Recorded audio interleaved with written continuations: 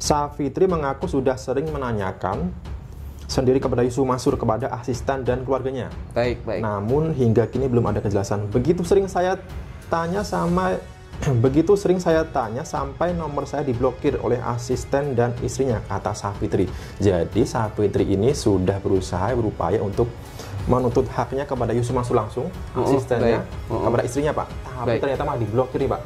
Gimana nih, Pak? Nah, ini yang menurut saya ya bukan kurang baik ya. Iya. Sudah tidak terpuji menurut saya. Saya bacakan dulu ya. Baik. Rencana AIPO Paytren sendiri sebenarnya sudah lama terdengar. Yusuf Mansur sendiri mengatakan seharusnya AIPO Paytren terlaksana pada 2020 lalu. Mestinya sih 2020 akhir ini, kata Yusuf Mansur ya. Mundur lagi ke awal tengah akhir, mundur lagi ke 2022 sekarang. Ya terus diupayakan, insya Allah mudah-mudahan 2023 sudah nggak ada halangan. Nah, ini sudah 2023 ini, kapan AIPO kan? Iya.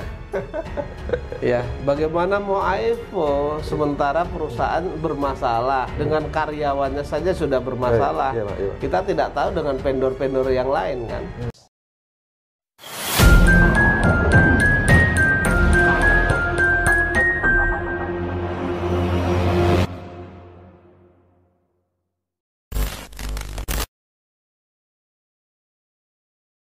Assalamualaikum Pak Zaini. Waalaikumsalam warahmatullahi wabarakatuh, Mas Haji. Sehat, Pak? Alhamdulillah sehat. Oke, Mas. Pak Sehat Zaini. walafiat. Jadi ada beberapa hal yang ingin saya konfirmasi ke Pak Zaini. Baik. Jadi Pak, beberapa waktu yang lalu Pak, saya mendapat sebuah artikel dari katadata.com ya. Katadata.com ini berhasil mewawancari seorang mantan karyawan Paytren bernama Safitri. Jadi Safitri ini juga mengalami hal serupa Pak, dengan 14 mantan karyawan yang menuntut haknya ini Pak. Baik. Ini saya baca dulu Pak ya, dari katadata.com. Sumber kata data bercerita tentang keputusan investasi berhasil menjadi keretakan di antara para karyawan. Beberapa orang sempat bertanya langsung mengapa Yusuf Mansur membeli klub tersebut. Kudengar dia membeli saham klub Legia Gedang karena anaknya suka. Kemudian Safitri yang mencium bau itu salah dan memutuskan keluar dari Paytren. Saya dengar setelah itu gaji teman-teman yang selamat menjadi stagnan katanya. Kisah kegagalan usaha Yusuf Mansur sebenarnya sudah terjadi sekitar 2 tahun sebelumnya. Pada 2016, Paytren menutup beberapa anak perusahaan sekaligus. Salah satunya adalah media dakwah dengan merek Yusuf Mansur TV. Saat itu pekerja diberikan 2 pilihan, pindah ke kantor pusat Paytren di Bandung ya. Meski pindah ke Bandung, situasi keuangan sebagian besar pekerja belum membaik. Safitri mengatakan pada 2018 perusahaan mengalami tukan gaji dan THR sejumlah pejabatnya. Maka ketika Yusuf Mansur menghabiskan 41 miliar ini ya untuk membeli saham di klub sepak bola yang jadi pekerja seperti merasa canggung Pak Zaini. Jadi ternyata Pak, di dalam Paytren ini awal mula terjadi keretakan atau hubungan yang tidak membaik antara perusahaan dan karyawan ini terhitung sejak 2016 ketika Yusuf Mansur itu membeli saham Legia Gedang ya. Karena pada saat itu ternyata hak-hak karyawan ini juga tidak terpenuhi Pak, gajinya Pak. Ini apakah termasuk penyelewengan dana juga nih Pak? Jadi kalau jadi gini. Menurut pendapat saya, kalau dana Paytren itu dialihkan untuk membeli saham yang bukan usaha dari Paytren atau Peritra Sentosa Internasional, itu termasuk penyelewengan dana, Mas. Oke. Jadi selain digunakan untuk membeli Hotel City, ternyata ada sebuah ini juga perkara Yusuf Mansur waktu membeli klub sepak bola Polandia itu ya. Kemudian ternyata ada masalah juga di program Yusuf Mansur TV. Ini saya lanjutkan Pak ya. Baik. Buruh-buruh yang haknya tidak dipenuhi, Yusuf Mansur pun tak lepas dari upaya menuntut gaji dan tunggakan THR. Safitri mengaku sudah sering menanyakan sendiri kepada Yusuf Mansur kepada asisten dan keluarganya. Baik. Namun hingga kini belum ada kejelasan. Begitu sering saya tanya sampai nomor saya diblokir oleh asisten dan istrinya, kata Safitri. Jadi Safitri ini sudah berupaya untuk menuntut haknya kepada Yusuf Mansur langsung, asistennya, kepada istrinya Pak. Tapi ternyata malah diblokir nih Pak. Gimana nih Pak? Nah, ini yang menurut saya ya bukan kurang baik ya. Iya. Sudah tidak terpuji menurut saya. Jadi kenapa karyawan itu kan hanya menuntut haknya, mereka kan bukan minta sedekah, Mas. Betul. Nah, ketika mereka meminta haknya lalu diblokir oleh yang punya kewajiban, ini kan menurut saya akhlakul karimahnya sudah kurang bagus lah, Mas. Dan zolim menurut saya ya, gitu. Padahal di sisi lain sebenarnya dana Pak ini ada, Pak ya, tapi digunakan untuk membeli klub saham sepak bola. Safitri mengaku tidak termasuk 14 orang yang menggugat perundingan bipartit dengan Pak yang diwakili Pak Zaini Mustafa. Jadi ini Safitri ini bukan termasuk yang 14 orang itu ya. Jadi betul. Pak Zaini kenal juga mungkin Pak dengan saya kalau Safitri tidak kenal. berarti saya. Memang iya. Selain ya mereka yang melalui di Senaker itu selain 14 itu banyak lagi seperti yang mungkin masih banyak lagi karena yang minta kepada saya untuk menuntut haknya itu kan sebenarnya banyak. Tetapi kan saya minta agar mereka juga mengumpulkan data sehingga ketika itu nanti saya ajukan pencatatan ke Disnaker atau Paytrendnya saya undang, saya bisa menunjukkan bahwa ini loh buktinya karyawanmu, ini loh buktinya belum dibayar. Nah, cuman 14 karyawan itu yang memang awalnya itu sudah menyetorkan dokumen itu, sehingga saya maju dulu itu. Baik. Iya. Jadi Safitri ya, semoga menonton tayangan ini kiranya bisa menghubungi kami atau Pak Zaini Mustafa ya untuk menceritakan keluh kesahnya dan mungkin ada bantuan dari Pak Zaini Mustafa juga. Baik Pak Zaini, untuk upaya dari 14 mantan karyawan Pak ini kan sudah sampai PHI Pak. Ini betul. Gimana Pak perkembangannya? Perkembangannya kemarin itu kan saya kemarin itu di tanggal saya waktu tanggal 22 Mei itu kan mendatangi pengadilan negeri Pengadilan Hubungan Industrial pada Pengadilan Negeri Kota Bandung. Saya sudah mengajukan permohonan eksekusi terhadap perjanjian bersama yang telah didaftarkan. Kemudian kemarin juga saya itu juga ini tanggal 28 tanggal 9 bulan 6 itu saya mendatangi lagi kantor PHI Pengadilan Hubungan Industrial, lalu saya menanyakan apakah surat saya sudah didisposisikan dan apakah saya sudah dibolehkan untuk membayar SKUM, Mas, surat kuasa untuk membayar biaya eksekusi itu. Ternyata pengadilan negeri mengatakan sudah didisposisikan. Kemudian saya diminta untuk membayar SKUM itu. Jadi ini ada tembusan, saya bayar, Mas. Ada tembusan, saya bayar. Ini saya bayar di Bank BTN. Kemudian yang asli di atasnya slip setoran itu kemudian dikasih tanda terima dari pengadilan negeri bahwa saya sudah membayar biaya eksekusi gitu. Baik. Tinggal kita tunggu setelah ini.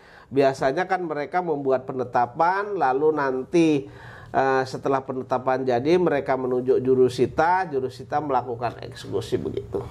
Baik. Iya. Jadi bisa jadi aset-aset dari Paytrend bisa disita untuk bayar hak-hak karyawan. Iya, kita mintanya sementara ini mereka diingatkan dulu. Dipanggil gitu Pak ya? Iya, mereka dipanggil, diingatkan untuk membayar ini. Kalau sesuai dengan ketentuan hukum itu kan harta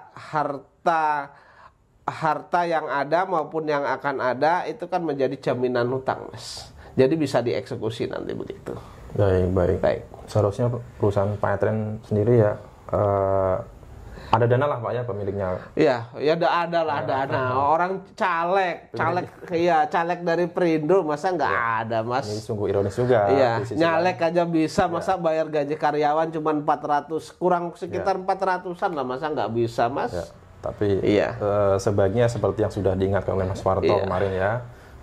Sebaiknya selesaikan dulu urusan-urusan masalah karyawannya, masalah utang piutang, masalah investasi ya. Jadi apa jadinya kalau misalkan punya dana malah digunakan untuk nyalek, padahal banyak hal-hal yang belum diselesaikan begitu. Iya, ini tinggal hanya itikat baik saja. Kalau duit Kalau duit kan mestinya ada, orang nyalek itu kan mesti pakai duit. Nah, tinggal hanya itikat baik untuk membayar, atau itikat jelek memang tidak mau membayar, artinya memakan keringat orang lain itu, Mas. Kalau bicara soal tidak ada etikat baik, sebenarnya dari dulu sudah tidak ada etikat baik, iya.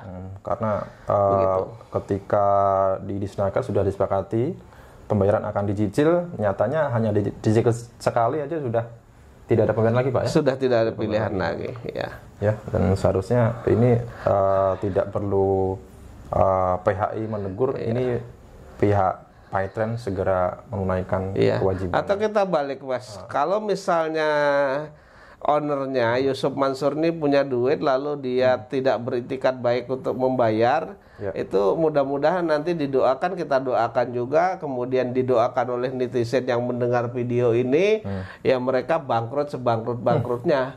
Sebagaimana Yusuf Mansur kan mengatakan yang tidak mau sedekah bodoh, ya kan? Yang sudah bawa BPKB ngomong nggak bawa BPKB, ya kan? Didoakan mudah-mudahan besok motornya hilang. Nah, kita sekarang kalau dia tidak punya itikat baik, ya nanti kita Bismillah, nama itu kita doakan dan mohon dukungan daripada netizen untuk mendoakan bahwa mereka bangkrut sebangkrut-bangkrutnya. Dan untuk makan pun kalau bisa sulit gitu, Mas. Oke, Pak, ini kan ironis juga, Pak.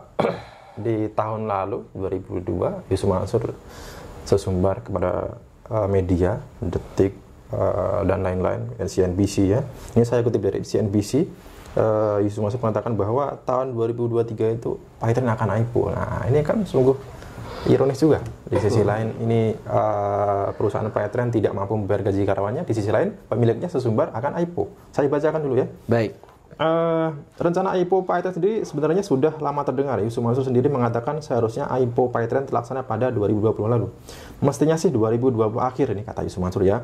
Mundur lagi ke awal tengah akhir, mundur lagi ke 2022 sekarang. Ya, terus diupayakan insya Allah mudah-mudahan 2023 sudah nggak ada halangan. Nah, ini sudah 2023 ini, kapan IPO-nya nih? Iya. Ya, bagaimana mau IPO sementara perusahaan bermasalah, dengan karyawannya saja sudah bermasalah. Kita tidak tahu dengan vendor-vendor yang lain kan. Nah, kalau karyawannya saja tidak digaji, terus kemudian masuk ke Disnaker masuk ke PHI kita mengajukan permohonan eksekusi, ya hal yang mustahil lah kalau mau IPO itu, Mas. Saking mustahilnya jadi mustahil. Ya, IPO itu kan segala sesuatunya bersih ya, artinya perusahaan berjalan dengan baik, kemudian tidak ada masalah, ya kan? Nah, kalau ini sedang bermasalah, mau IPO dari mana? Itu hal yang mustahil, Mas, itu. Baik, Pak. Pak Zaini, kalau katakanlah nih Pak, ini setelah perusahaan PayTrend dipanggil oleh PHI, nah ini tetap membangkang nih Pak, tidak membayar, ini gimana Pak? Ya, nanti kita masukkan itu tadi, Mas, yang saya katakan bahwa harta kekayaan seseorang atau badan hukum ya, baik yang sudah ada maupun yang akan ada kan menjadi jaminan utangnya. Makanya nanti kita ajukan permohonan, kita intip-intip saja. Juga netizen nanti kasih tahu nih kalau harta kekayaannya perseroan di mana, perusahaan ownernya di mana, kekayaan ownernya di mana, kekayaan perusahaan di mana, kasih tahu sama saya biar nanti kami bisa mengajukan permohonan eksekusi terhadap harta pribadi itu, Mas. Jadi yang bisa disita ini bukan hanya aset perusahaan, tetapi aset dari owner sendiri, Pak. Kita usahakan seperti itu, Pak, ya? Karena ini kan kalau sesuai dengan dokumen yang saya dapat itu kan ada 55 miliar aset dari PayTrend itu dialihkan untuk membeli Hotel City itu. Saham PT Inek Arsindo. Kemudian PT Inek Arsindo itu kan mempunyai aset yang bernama Hotel City itu kan begitu. Itu nanti yang akan kita ajukan karena memang uang dari PSI atau PayTrend ini dialihkan ke sana kan begitu. Jadi bukan hanya pembelian Hotel City, ternyata pembelian saham Legia Gedang sini, klub sepak bola Polandia ini ternyata juga menyebabkan masalah juga gitu. Dan ini saya rasa ini Yusuf Mansur kan bicaranya ya itu kepada media yang kredibel ini, Detik, CNBC, ini sama saja ngeprank berarti. Ya kalau mereka kan bicara, wah besok IPO, besok ini, kita harus optimis dan lain sebagainya. Tapi kenyataannya kan dari tahun berapa mereka mau IPO itu. Kalau menurut keterangan dari sesuai dengan apa yang diutarakan karyawan di berita ini, kan mereka sebenarnya sudah mulai bermasalah itu dari 2015 kan. Oke, baik Pak. Iya, artinya memang perusahaan ini bermasalah terus karena masalah. Iya.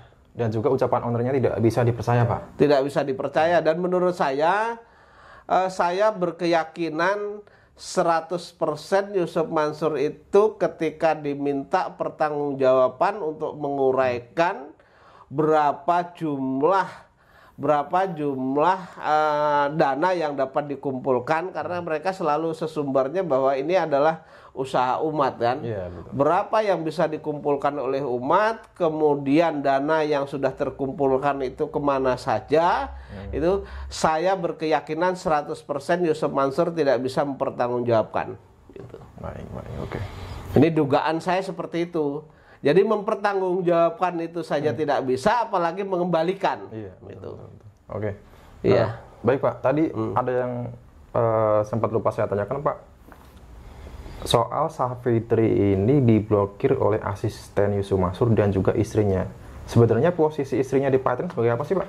Baik, biar kita tidak mengarang-arang lalu. Datanya ada Pak ya? Iya. Jadi ini saya mendownload profil perusahaan PT Peritra Sentosa Internasional atau biasa lebih dikenal dengan Paytrend itu. Ini saya download tanggal 25 Januari 2023 pukul 12.51 menit 27 detik ya. Kedudukan istri Yusuf Mansur sesuai dengan akte ini, aktenya nomor 4, kemudian tanggal dibuatnya ada perubahan tanggal 5 Juli 2022. Kedudukan Hajah Siti Maimunah. Ini adalah istri Yusuf Mansur, itu sebagai pemegang saham. Pemegang saham. Iya. Jadi mereka sebagai pemegang saham, bukan pengurus ya kalau di sini. Kemudian kedudukan Zaman Nur Kotip Mansur itu sebagai komisaris utama dari PT Peritra Sentosa Internasional. Jadi jelas, kita tidak ngarang, ini ada dokumennya, dan dokumen ini boleh di-download siapa saja agar tidak tertipu gitu, Mas. Baik, oke. Jadi ini kalau bisa, kalau boleh saya kata ini termasuk dolim ya. Ini karangnya sendiri menuntut haknya gajinya sampai menghubungi langsung kepada owner, istrinya, asistennya, malah diblokir. Ini gimana teman-teman?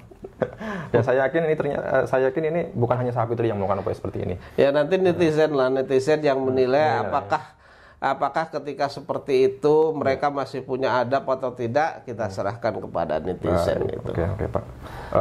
Dan juga nih saya pesan nih kepada mantan-mantan karyawan Patreon nih, kalau bisa nih kumpul aja ya.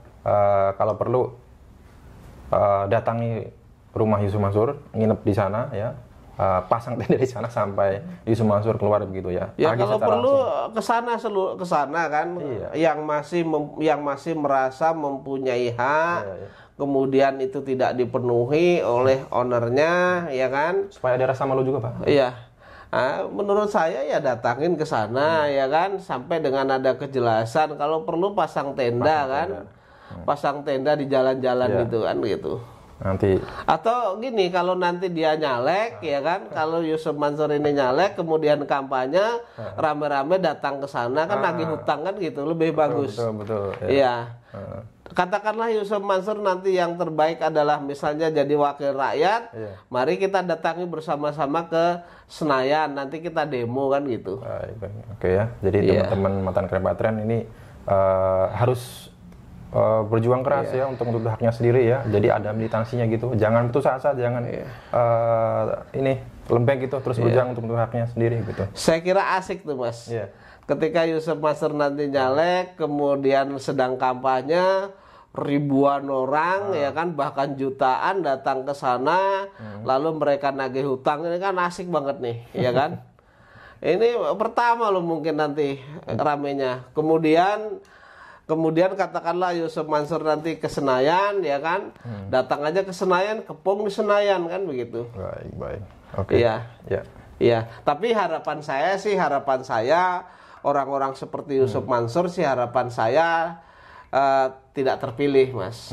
Karena kan secara moral juga sudah cacat. Kemarin putusan melawan saya dalam perkara Pengadilan Negeri Jakarta Selatan nomor 28 itu kan mereka juga oleh hakim sudah diputus, dinyatakan wan prestasi dan harus mengembalikan modal saya dan keuntungan yang pernah dijanjikan. Lumayan, Mas, 1,3 M-an lah. Iya. Oke. Nah, soal batubara nanti kita bicarakan dengan Pak ini di segmen selanjutnya. Untuk PyTran kita cukupkan sekian ya teman-teman. Sekali lagi kita dorong Yusuf Mansur atau PyTran untuk segera menunaikan kewajibannya untuk membayar hak-hak daripada mantan karyawan ini. Ya, oke teman-teman, terima kasih Pak Zaini. Baik, nanti kita lanjutkan bincang dengan Pak Zaini terkait dengan soal putusan batubara. Oke, teman-teman, saya ucapkan sekian. Wassalamualaikum warahmatullahi wabarakatuh.